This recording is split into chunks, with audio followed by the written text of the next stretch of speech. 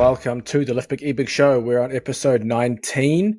Today we don't have Mona. Mona is looking after little Mia. We actually had some baseballs painted today, so the other rooms where she would be podcasting are not good for babies. So it is just myself today and Big Colm. Colm, obviously, 2 times world's strongest man competitor, has a pretty wide back, so it's a pretty good person to have on the podcast to talk this topic. So we've previously talked on how to get a power look or how to get, I guess, a big upper back. Now we're talking about back width, and you'll sometimes see here bodybuilders or physique athletes who sometimes they split their training weeks up into back days for like width and then back days for thickness, which is a interesting concept in terms of, I guess, training splits. Do you want to maybe dive into a little bit of your thoughts on that, Com, of thickness versus width? If you're kind of splitting your program up, what goes into each? Yeah, so in general, they tend to say thickness would be the rowing variations, and then the width tends to be traditionally like the overhead pull downs and all those kind of movements, the traditional lat pull down kind of movements. I think in reality, like there's a lot more, crossover between the two. But that's a classic kind of, bodybuilding style. And I don't think it's necessarily a bad thing. Like if it means that you're getting in all those exercises in a training week, fantastic. But at the same time, I don't think you need to be so stringent and think in those terms. Yeah, if you're doing like a back specialization and you're really hammering it, that's a pretty good way of going about it, because then essentially you're getting like a rowing focus day and then a pull down or pull up focus day, and you kind of hit both of those and you get essentially double the volume for your back. But when we're talking back width, so previously we talked about the power look or upper back when we're talking traps, neck, and having that real thick shelf or yoke.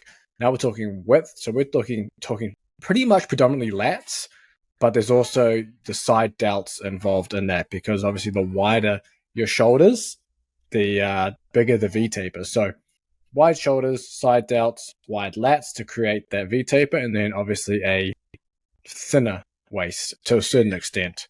I think if you go too thin, it kind of destroys the whole look. I think when you look at some of the physique, I guess, what's the division now with the physique athletes called? The board short stuff? What do they call that? I do know the one you mean. Physique, there's bodybuilding. Men's bikini. Yeah. Oh, man, I can't actually remember what that one's called. Yeah. But you'll see a lot of them, and they'll typically avoid compound lifts and stuff because they don't want to thicken their waist, but it just doesn't look strong. And it doesn't matter how wide you are in those situations. It doesn't, you can kind of see someone that can't support heavy loads on their back. And if you're after a powerful physique, I still think you should have a thicker waist. It just means you have to get wider up top, which there's nothing wrong with that. It just means you have to work just more harder to get there. So let's start with lats. Colin, what are your go-to lat movements then to increase back width? Personally, I'm just a huge fan of pull-ups. Pull-ups and all their variations. Like I spoke about in the bicep ones, I really like getting people to do them with the supinator grip. In general, though, I would go, like, if someone's after more back, I would just go with the overhand grip. Might even be doing them twice a week if they're able to do them. But they would be my go-to pull-down variations. So, like, I would like to go, say, a regular pull-up and then, like, a single-arm lat pull-down I quite like to do. And then, there's obviously all sorts of different rowing variations. But I also, as usual, always am going to be using some kind of a deadlift type movement. I actually do feel the lats are involved quite a lot in keeping that bar nice and close if you're doing it properly. And like we spoke about last week with the like weightlifters or the different, or when we were talking about the back and weightlifting, when you're stabilizing yourself in that position, especially with a heavy load, there is a lot of work that's going on with the back, even though it might traditionally not be the bodybuilder's go-to. It's still going to assist in giving you a wide back for sure. There was actually a strength coach recently that tore his lat doing deadlifts. It doesn't surprise me. Yeah, just to kind of show, people will say the deadlift doesn't work the lats or whatever. I mean, it doesn't work the lats, you don't tear it. So that's something to keep in mind. But yeah, I'm with you on that. Like, pull-ups and pull-downs are awesome. I'm a big fan of croc rows. So one arm dumbbell row done heavy with a little bit of body English through the second half of the set for developing the lats. And that's so it's like I find it almost like you're doing sets of burpees just because it's so taxing doing the 20 and you do one arm and then you're like, shit, I got to do the other arm still. It's brutal, but seriously one of the best things you can do for developing your lats. I typically like to do, instead of just doing like a set of 20, I'll do maybe 2 to 3 sets of 8 to 10 and then use that same weight to do one set of 20. So you're doing sets of 8 to 10 that are relatively heavy, and then now you're going to push it to 20 with the same weight. So it means you're getting that bit of body English afterwards. That's a really good one for attacking the lats. Obviously, you got your pull-ups and pull-downs. Pull-ups, I like to also do weighted. So weighted pull-ups and normal body weight pull-ups. Pull-downs, obviously, you can do for higher reps. Another nice technique are stretching style lat exercises. So I don't know if you've done or seen the Meadows stretcher comp. Refresh my memory. I definitely would have seen this. Yeah. So it's on the lat pull down. So you'll have the neutral grip V handle and you'll be standing behind the seat and you'll put one foot on the edge of the seat. So you're almost in like a staggered stance, and then you're going to lean forward and let the cable pull your arms and shoulders forward. And essentially you're getting this huge stretch to the lats, and then you're kind of pulling back and then almost doing like a momentum row with it. But each time you're just getting like little further and further in the stretch, that loaded stretch. And that loaded stretch is so powerful for building muscle. And that's why partial range of motion typically isn't the way to go when you're looking to develop maximum muscle mass. And you can really accentuate that, I guess, loaded stretch with exercises like that. So at the end of your session, typically you might feel like tightness in the lats because it's just so pumped with blood. You can finish with some of these things because they're lighter load. You get the stretch in there. Very powerful stimulus for muscle growth. So the lat stretcher one, and then the dumbbell pullover is the other one. I don't know if you're a fan of the dumbbell pullover or not, Colin. I used to do it a bit, but lately, like I haven't used it myself or with clients for a few years now. Yeah, I know some people only feel it in their chest, which is interesting. I don't know how, but you can do it where you're literally just getting a huge lat stretch and a lat burn doing it. So those stretching exercises under load, perfect for the end of a back session. And yeah, I love them. They're great. They're perfect for it. But within the session itself, so we have our pull-ups, pull-downs, we have some of our rows. Is there anything else that you're looking at doing to build a wider back regarding targeting the lats comp? Any intensity techniques, different programming variables that you're looking to do? High reps, low reps, anything? It's pretty similar to what I always say, like each time, but we've got that compound kind of movement to start off with, whether that's the deadlift or like a deadlift variation or some kind of pull-up variation, some kind of like meat and potatoes work. Let's say it's I actually quite like the incline dumbbell row. So lying down on an incline bench with a dumbbell each hand. But you could do any kind of chest supported row or whatnot, maybe single arm pull down. And then I like to finish with some kind of burner or, combination of a burner with some kind of more stretch. And very similar to what you were talking about with that meadow variation, we've been doing a lot actually at work with the general population. But yeah, we set up a cable so you don't have your foot anchored against the bench, but it's kind of the same sort of thing. Leaning forward, getting a nice big stretch in the lat, and then slightly standing up and coming down into a squeeze. But it's not like I'm just following that same principle of I like to finish with some kind of high rep burning, stretching type exercise. Most people seem to like that as well, getting like a nice burn to finish the workout. And yeah, it sounds very similar, just without that foot anchored on the ground. And it's not quite a pull down. The way that I'm getting them to do it, it's not quite. You kind of you lean forward, so you're standing up, you lean forward about 45 degrees, get a nice big stretch in the lat. The cable station is set a little bit above head height, so you're leaning forward, arms are at kind of 45 degrees, nice big stretch, and then you're slightly bringing your torso closer to vertical as you're turning it into a bit of a row. So it's kind of a combination, but it's just a nice finisher. Yeah, what's your take as well on back training frequency? I'm pretty sure there were articles back in the day talking about how the back can handle very high frequency training. I don't know what your experience is with that, if that's something you've employed or follow. Yeah, like kind of just by the nature of strongman, you're pretty much always using your back in some regard, upper back for sure. So general pop, I tend to do a lot more of, like frequency wise, definitely like 3 times a week normally. If I'm training someone 1 to 2 times and then having them train on their own, we'll do a little bit of upper back work each time. Upper back as in like not deadlifting 3 times a week, but a row or pull down variation, something like that. But with the strongman athletes or the strongman stuff tends to take care of it anyway. So I use a lot less assistance upper back moves for that. Yeah, that's like Olympic weightlifters as well. I mean, they'll train their back 6+ times a week, just from the nature of the sport. You're pulling stuff from the floor all the time, so the back can take a beating. It can typically handle higher volumes, but obviously, individual cases there as well. So don't just jump into a massive high frequency training program without preparing yourself first. I think the biggest thing that I've learned as well with things like pull-ups and pull-downs is because you can do the high frequency, you need to vary your grips. So don't just do the same overhand pull-up grip, same grip width and everything all the time, because at some point your elbows or your shoulders or wrists start to take a beating. So I typically now like to I'll alternate grips between like every set or every week or whatever it is. Typically I just like to do it every set because that's just easy.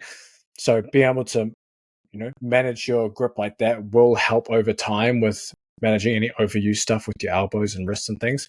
Another option is to use things like rings and whatnot, because they turn naturally as you do pull up. So obviously you can start pronated while you hang, and then as you pull up, it'll turn more neutral. So that's a little easier on the elbows and stuff too. But making sure you change your grips often is something to keep in mind, especially if you're doing high frequency or high rep pull down and back work. But it'll also give you different stimulus around the back as well. And if you wanted to train the biceps, underhand grip is very nice there too. So you can do all that. One other thing I would mention is I would actually use straps quite a bit, or I encourage people to use straps if they're not, if they're just feeling it entirely in your biceps. So especially with newer lifters, like let's say we're doing a frequency of some kind of pull movement 3 times a week, right? And they're just feeling it in their biceps the whole time. I will normally get 2 of those sessions. I'll tell them to use straps, and then it kind of helps you develop that mind-muscle connection of actually using your back to do the work. So it's not a crutch. I know you'll jump on Instagram, you'll see that kind of thing, like, if you're going to use straps, you're going to get a weak grip or whatnot. That's not the truth at all. Strongmen have fantastic grips, and if you're wanting a strong grip, you should train your grip directly anyway. Just using some straps on like a few sets of rows is not going to hold your grip back. And if it allows you to get a better mind-muscle connection with training your lats, it's going to benefit you in the long term. And then, if you're still using like one of those days without straps as well, like trust me, you're not going to lose grip strength or anything like that. So think of it as just another tool to make you better at doing the rowing movement. But I would, obviously, if you're like intermediate and advanced and already have that mind-muscle connection, don't necessarily need to do that. But when I've got general population people who they do all these rows, it looks fine, but they're just giving me that feedback like, man, I just feel this all in my biceps. If you do that and you just ignore it and you had them do a high frequency of pulls, you're more likely to run into those elbow issues that James was talking about. Yeah, and we should actually cover the grip in maybe the next episode, because I love grip training. I've still got my Captains of Crush grippers in the garage. My fat grips, 2 sizes of fat grips. I think that's all I've got right now. I used to actually have the finger grippers. Oh, and I've got these. I actually need to use them more often. Iron Mind finger extensions for elbow health. Yep, pretty much rubber bands for your fingers. Put it around your hand like this, and that's a strong one. Open. So stuff like that, because you spend a lot of time. We'll talk about it in the grip episode. Because you spend a lot of time gripping, it's good to do the opposite. But another thing is when you're doing back workout or back training is, especially during pull-ups or pull-down variations, it's good to use a monkey grip, so thumb over versus thumb around, because what Com's saying there, obviously with the biceps and the forearms, they take over. And if you're squeezing the bar, like you would say on a bench press, deadlift, whatever, the forearms and biceps, I guess, are contributing a lot to the lift. When you go thumb over, you can use your hands more like hooks, kind of like straps. So more like hooks, and you're pulling with your elbow, and these are kind of just extensions, like kind of hooked onto the bar where you're not gripping it. So that's something to start to do if you're training your back and you're kind of going thumb around. And also that you pull with your pinky and ring finger. And pinky and ring finger is where you're going to get that lat, I guess, mind muscle connection versus trying to pull with, say, your stronger fingers and thumb there. So thumb over, pinky and ring finger you're going to pull down with, and that'll really, really help you find that connection with your pull downs and your lats. Because, yeah, as you mentioned, so many people feel their arms just burn during the pull downs and pull ups that it kind of negates the exercise in itself. And what's the point? You're doing the exercise for your back, not for your arms. Well, assuming you're trying to train your back. Yeah. Those I forget what they're called, but my gym has these special attachments to cables or the lat pull down that kind of encourage that kind of grip. Those are have you seen grips, those? Right? Yeah, grips, I think that's the one. They feel really good. So that's another. If your gym has access to them, or if you can actually buy a set of them, if you've got a home gym. But those are fantastic. That's kind of a nice middle ground where it kind of naturally gives you a little bit stronger grip. So you don't really need to use straps if you've got access to those. But man, I think those are a fantastic option. They really make you feel it in your lats and upper back. Yeah. And there's a whole set. You can buy a whole set on Amazon, I think, for like $30. So even if you go into a gym, you could fit a couple in your gym bag and use them in the commercial gym. I think if you just search mag grips on Amazon, I should have an affiliate link in the damn description. That's right. Maybe I'll put it there on the recording. If you're going to buy it, just go through the affiliate link in the description. But yeah, it's mag grips. And yeah, those things, I like those because they don't have the traditional handle. It's there so you hook it. And they have different widths, and it's not just fully pronated. They're kind of semi supinated towards like a neutral grip. Then some are more neutral, but a little wider than you would on the closer grip pull down. So yeah, those are definitely good options. But outside of training the back there, obviously width, we talk about the side delts, and so there's only so many things you can do with side delts, just because it's only involved in a handful of movements. So you're literally looking at your lateral raises, and you're looking at upright rows, which is like a pseudo lateral raise, and that's pretty much all you have. But there's, I guess, different varying degrees of the way you can do your lateral raises. So obviously, dumbbell lateral raises are kind of like the go-to most people do. I don't know how you do your dumbbell laterals, Com. Are you just going straight from the side of your legs up until you're about parallel or horizontal to the floor, and then straight back down, or are you doing a different technique? That's how I do them. I can't do like the loo raise, kind of going all the way up. Yeah. I kind of like, but my shoulders are a bit funny about it every now and again. So I tend to go with a pretty much just up to 90 degrees. And I like my hands to the side because me personally, I find if I go hands in front, it just makes me want to cheat basically and use a little bit of swing. Yeah, I found that too. I still go in front. But yeah, I know what you mean. You feel like you get a little bit of swing. I'm a big fan of the loo raise too. I'll kind of go in between whether I do loo raise or just a traditional lateral raise. When it's just directly from the side of your legs, it definitely is harder because you're initiating straight from like a dead stop. But I think where you get the biggest gains for your lateral raises is using cables or flywheels, because you get that huge stretch at the bottom. The problem with the dumbbell is because of the way, obviously, the line of gravity, your arm's straight down, so there's no tension on your side delts in that area. However, with the cable or a flywheel, you have a cable going semi-horizontal back to the cable stack, and that's pulling your shoulder behind your back or in front of you, depending on how you want to do it, behind the back or in front. And that pull is bringing adding tension to the side delt under stretch. And we already talked about, stretch under load is a huge, promoter of hypertrophy or muscle growth. So doing that is exercise specifically will give you that stretch under load, but then also at the top you still get tension because the cable's still pulling on it, even though you're not getting peak tension like you would in the dumbbell. So if you're thinking line of gravity and you get to that parallel to the floor position, if you're holding a dumbbell, that's max tension right there. You have the most amount. I like to think of it as like this. If you have your arm fully out and think of like gravity as like arrows pointing down, you get more arrows pointing down on the arm if it's further out. If you've kind of got your arm only part way, you have less arrows hitting the arm on the way down.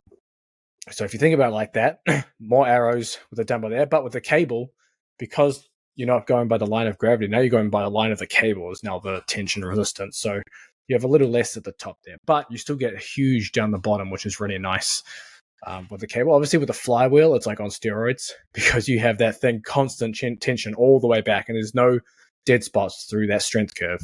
So obviously especially with a dumbbell, obviously it gets easier down the bottom and harder at the top. With the flywheel, it's just hard everywhere, non-stop. Have you done it with the flywheel? I haven't done the lateral raise with the flywheel, but I've done a bunch of other exercises with the flywheel. That would be pretty cool.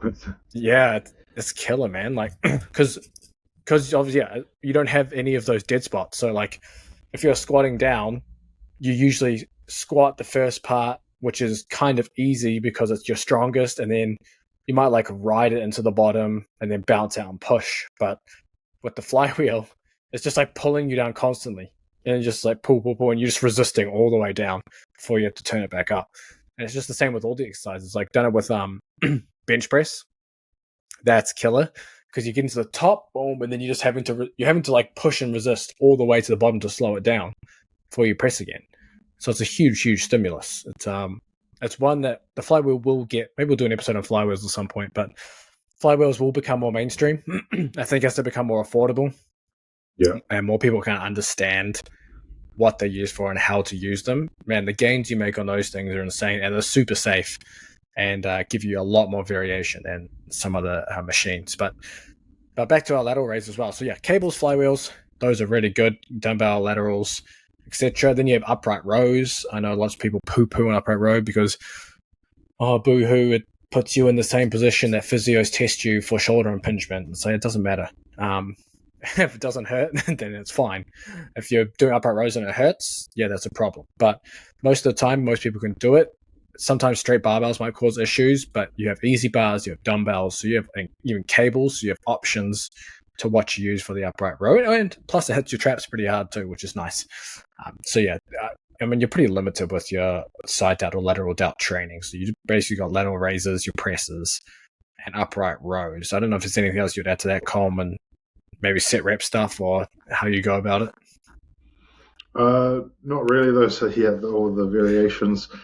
Yeah. I'm kind of the same with the upright row. Like I think it definitely gets a bad rap, but if it feels fine on your shoulders, like you can get a really good pump with in those side delts, like with that little about shoulder width. A little bit arms out a little bit wider than shoulder width, like a wide stance upright row.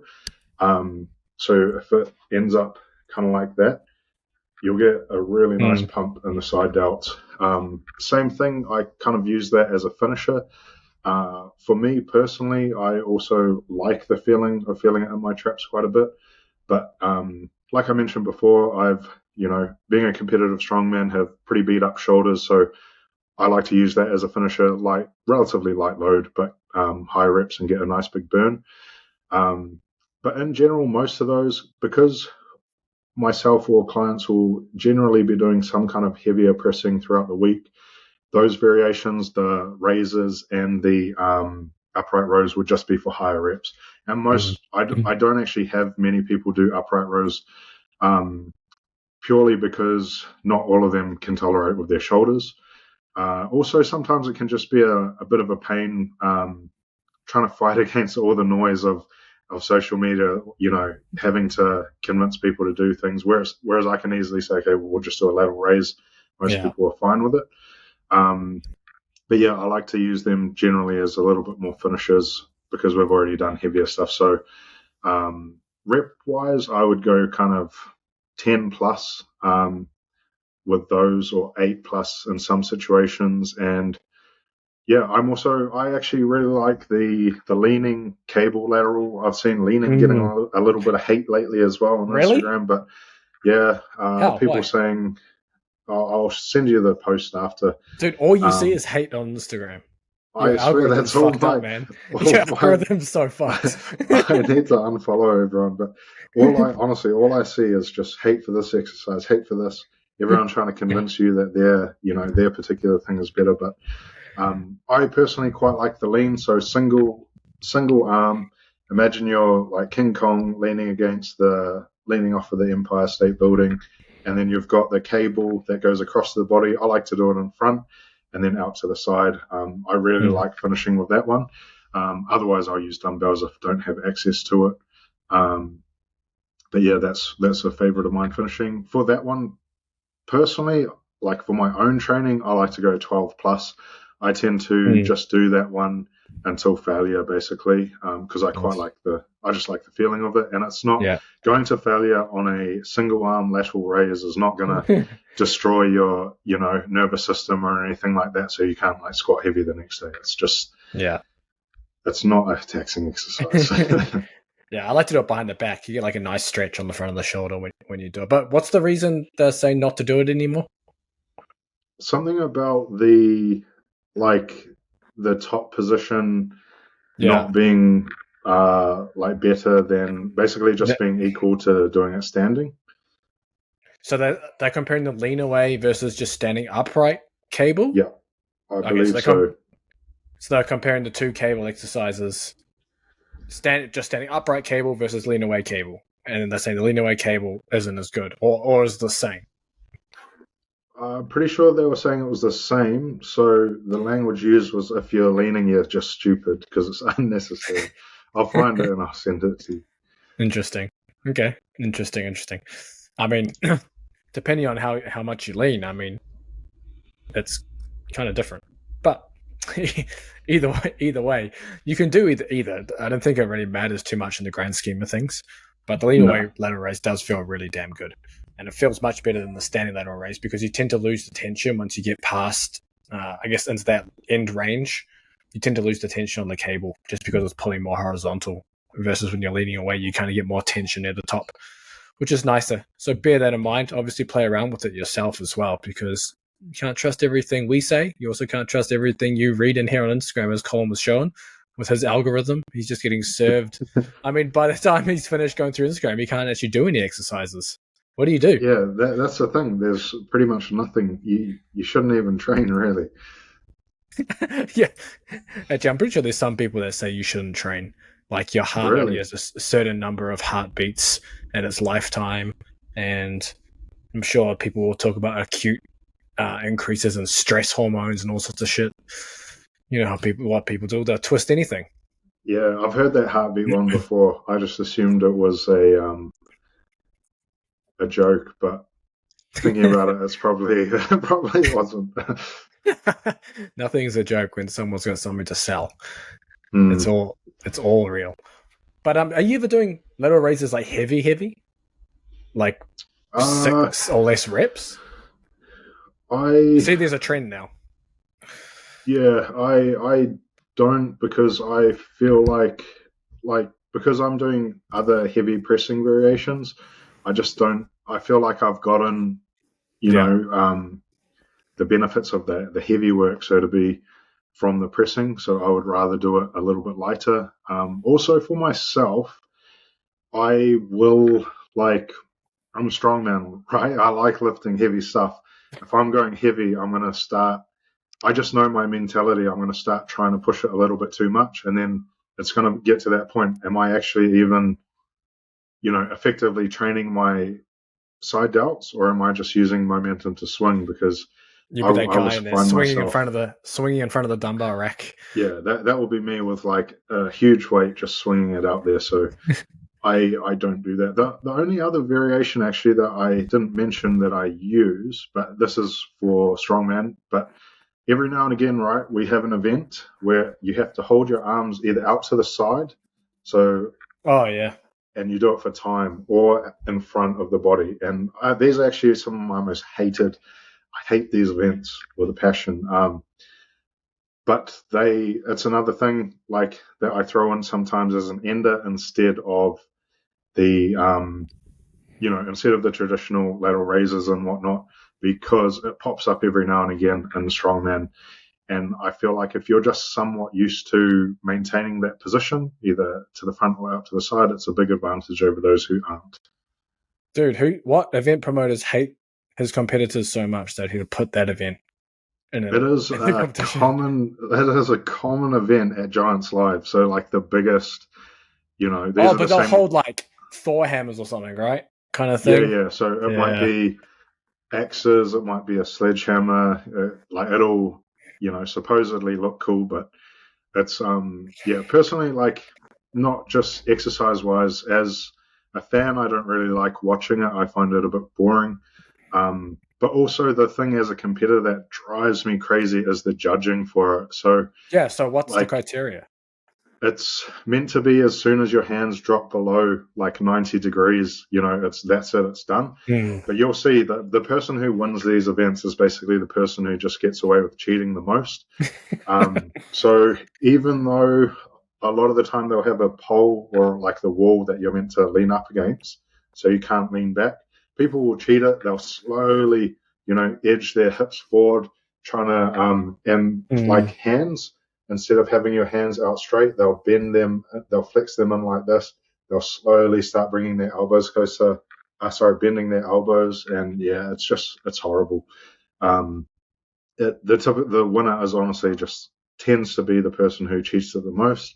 Obviously, there are exceptions. Say like Eddie Hall, he just has ridiculously strong shoulders. Pretty sure even after retirement, he's. I think he did some. They did a team event, and I'm pretty sure he won that event. Wouldn't surprise me, if they just throw it in there for him, because it's one that it's relatively safe unless you've got dodgy shoulders. But it'll be safe for a guy like him. Yeah, that sounds brutal, man. There's no way in hell I would ever want to do that. Yeah, fuck that. But Yeah, before we continue on, obviously, if you go into the Liftbic Epic Underground, there's the link in the description. It has all our programs in the training ad. There's actually, if you're looking for a wide back, there's a program called Pump Dragon in there. It's I think it was the original Liftbic Epic program many, many, many years ago. And the volume, it's just stupid volume. And there's a whole day just dedicated to back in there. So if you're looking for a wide back, that's the program that I would advise you to run in that community. I mean, and we're in the community there too. So if you need a hand with anything, help with your technique, questions, scheduling your training around your work week or whatever it is, then we're in there to help you as well. So definitely check that out. And that program is killer. There's 3 volumes on it. So I think it's 24 weeks total you can run if you wanted to, if you have the heart to go through that volume. It's pretty insane. But man, you should be in Austin this week. The Austin Fitness Festival is this weekend, and they always have a strongman competition going on there inside the facility. I think last year they had like dudes lifting motorbikes and shit like that and carrying fridges. So yeah. man, you should be there. You should be their guest appearance. Yeah, maybe next year. Yeah, for sure, man. It's actually a pretty cool event too, because they have so much going on there now. It's like they have combat sports and strength sports. So they have a weightlifting competition, a powerlifting competition, CrossFit competition, strongman competition, jiu-jitsu competition, and then an MMA like event near the end of it. So it's like a pretty big thing now. And I don't know if there's any prize money in the strongman stuff. It might just be more exhibition. But obviously the Rogue record breakers, well, I think that's what they call it now. Rogue record breakers in October here, end of October. So you have to come compete in that one too. You might as well just parlay it up. You could just come for that and then train, and then in 2 months' time, then you've got that Rogue event. Yeah, that would be pretty cool. Go finish those studies and then come over. Yeah. Or work as an EMT here. That would be pretty crazy in America, I'm sure. Yeah, I'm sure it would be. I mean, people without insurance and whatever else goes on here in the healthcare system is pretty nuts. It's pretty nuts. Was there anything else you wanted to add to the to the wide back, wide shoulder discussion? Wide physique in general? I would just say, first step, make sure you're feeling. So with all those exercises, make sure you're feeling it in your back, if that is your goal. it's okay to feel it in your biceps, but you don't want it to feel, say, 80 to 90% biceps and only a little bit of your back. Yeah. So another way you could accomplish this is actually training, like doing a back workout, getting some sore lats, and then doing another back workout the next day while you're sore. Just this is again another beginner thing, just to get a feeling of feeling that work in your back. But assuming you're feeling it in your back, main thing is just being patient and slowly applying progressive overload on pretty much any of those variations that we mentioned. And I always like to go from that heavy, medium, and then light burner to finish. Nice. How many times a week would you have someone train their back typically then? So if their back is their focus, I think a frequency of 2 decent back workouts is a good start. Or potentially doing, say, the next step could be, let's say you did like a leg day that had a deadlift variation on it. I would still count that as like a frequency of 3, and then 2 other workouts, even going like with a traditional thickness and width day if you wanted. So you'd have like some kind of heavy lower body day and then the 2 back days. Or you could mix the 2 with Nice. width and thickness if you wanted. Yeah.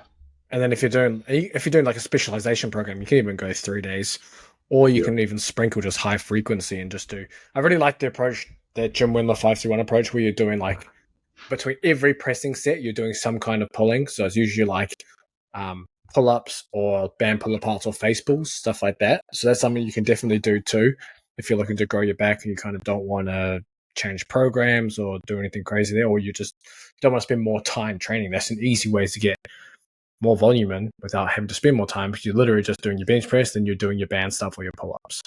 Yeah, I have a lot of general population people do that.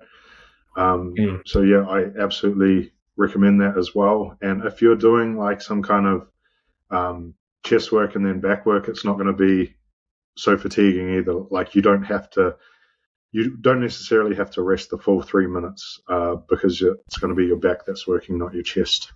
Yeah, exactly. So it's a good time saver too. But I think we covered everything in this episode. Please make sure to like and subscribe.